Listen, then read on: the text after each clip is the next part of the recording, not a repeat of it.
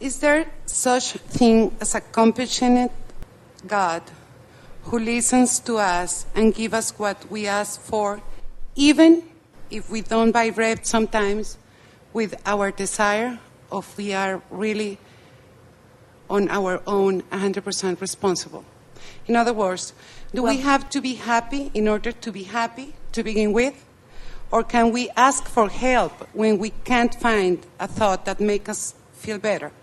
Is there an entity called God that thinks and makes decisions, or is just us all together from which God is made? Well, that which man calls God is very different from man's image of God, because God has made man, but man is now remaking God in man's image. In other words, man forms a perspective of something and then tries to make everything fit into that, and there is tremendous distortion in that process. You are accurate when you feel that you are that which is God, both from your physical and your non-physical perspective. The combination of you and all of the rest of us is what God is, because God is consciousness that is expanding. Sometimes humans feel unsettled about that, because there are so many who have been happier seeing God as just an exaggerated version of man, someone very much like man, but just bigger and hopefully smarter, and with all of the answers.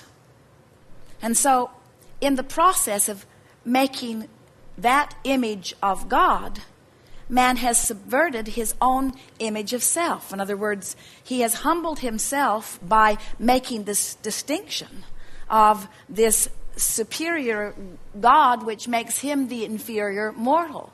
And on that basis, man has separated himself from that which is God, which is sort of a self-fulfilling prophecy, isn't it? People have said to us in gatherings like this, Abraham, you have disrupted my image of God. Some have even said, Abraham, you do not talk of God much, and I want to know why that is. And we said, we don't talk of anything other than what you call God.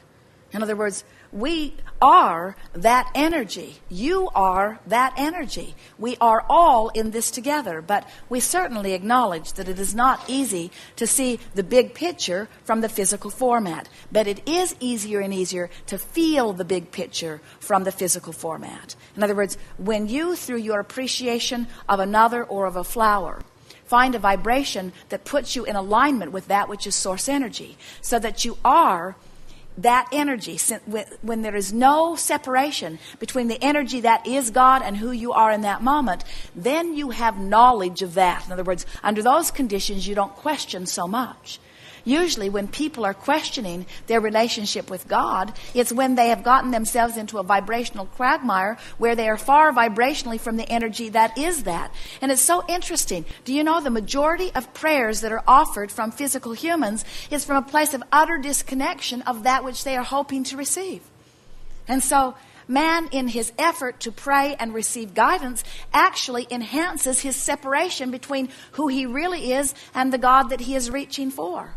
Jerry and Esther have a dear, dear friend who is a minister, has been a minister of more than one church, different denominations, and says to his congregation on a rather regular basis, I used to pray for God, but he was always out to lunch. And we say, you must be in vibrational alignment before you know that which you are reaching for. And when you are in vibrational alignment, the lack of separation is something that you know viscerally, you know vibrationally, not so much intellectually. And then, of course, to be in sync with that energy and feel infinite intelligence pouring through you. In time, you have all answers to all questions. And the first question we want you to ask is, who am I? And our answer is, you are God.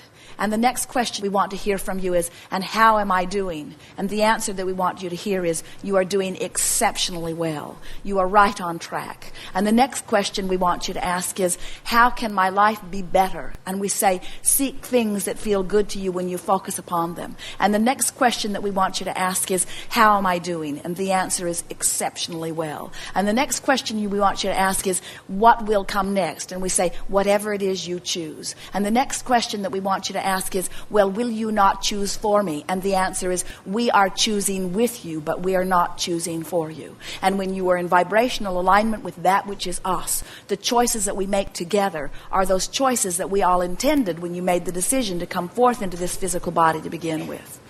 It's closing the gap, solving the separation, becoming one with who you are in your joyous endeavor, and then being the God in physical form that is natural to you.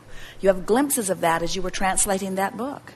You were in vibrational alignment with that. You know that power. Esther feels it as she feels us pour through her. She knows that she is in alignment with that which is source, and she revels in the feeling of ecstasy as the words fly from her. In other words, there's no question in her mind that she's in vibrational alignment with infinite intelligence, or God, if you want to call it that. She can feel the power of it and the clarity of it and the goodness of it and the love of it, you see. But words don't teach. You have to have your own personal experience in order to have that knowing. And that's why every word that is uttered through Esther, that is offered from us, is a word and now translated by you to help others understand that you are the creator of your own reality. You are the God that is the creator of worlds, you see. Don't be humble and try to make yourself apart from that. Embrace it and accept it and ride that wave. Yes.